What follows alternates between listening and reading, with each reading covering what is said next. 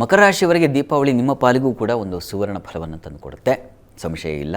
ಬಂದಿರತಕ್ಕಂಥ ಗುರುಬಲ ನಿಮ್ಮ ಪಾಲಿಗೆ ಒಂದು ವ್ಯಾಪಾರದಲ್ಲಿ ವಿಶೇಷ ಗೆಲುವನ್ನು ತಂದುಕೊಡುತ್ತೆ, ದಾಂಪತ್ಯದಲ್ಲಿ ಸಾಮರಸ್ಯವನ್ನು ಉಂಟು ಮಾಡುತ್ತೆ.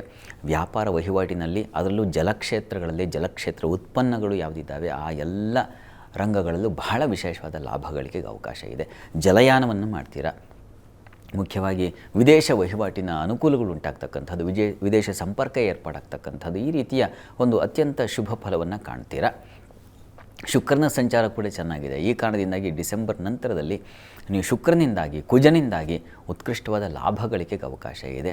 ಮುಖ್ಯವಾಗಿ ಕಲಾವಿದರಿಗೆ ತುಂಬ ಚೆನ್ನಾಗಿದೆ. ವಸ್ತ್ರಾಭರಣ ವ್ಯಾಪಾರಗಳಿಗೆ ಬಹಳ ವಿಶೇಷವಾದ ಅನುಕೂಲ ಇದೆ. ಜನವರಿ ವೇಳೆಗೆ ಕುಜನ ಬಲವು ಬಂದುಬಿಡುತ್ತೆ. ಹೀಗಾಗಿ ನೀವು ಅಲ್ಲಿ ರುಚಕ ಯೋಗ, ಸಾಹಸ ಕಾರ್ಯಗಳನ್ನು ಮಾಡ್ತಕ್ಕಂಥದ್ದು, ಜನನಾಯಕತ್ವ ಬರ್ತಕ್ಕಂಥದ್ದು, ಅಧಿಕಾರ ಸಿಗ್ತಕ್ಕಂಥದ್ದು, ಪಟ್ಟವನ್ನು ಏರ್ತಕ್ಕಂಥದ್ದು, ಈ ರೀತಿಯ ಶುಭ ಫಲಗಳನ್ನು ಕಾಣ್ತೀರಾ.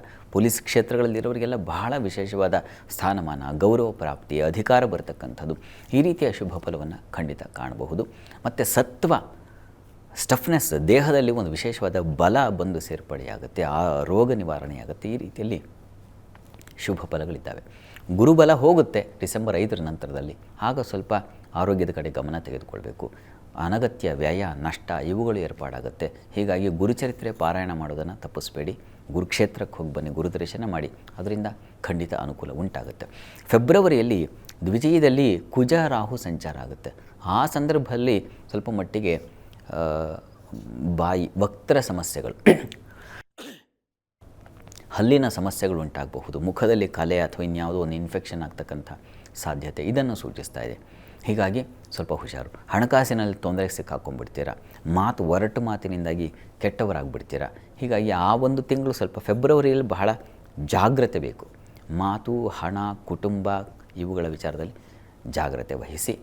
ತಪ್ಪದೇ ಮನೆ ದೇವರ ದರ್ಶನ ಮಾಡಿ, ನಿಮ್ಮ ಮನೆಯ ದೇವರ ದರ್ಶನ ಮಾಡಿ ಒಂದು ವಿಶೇಷ ಪೂಜೆಯನ್ನು ಸಲ್ಲಿಸಿ.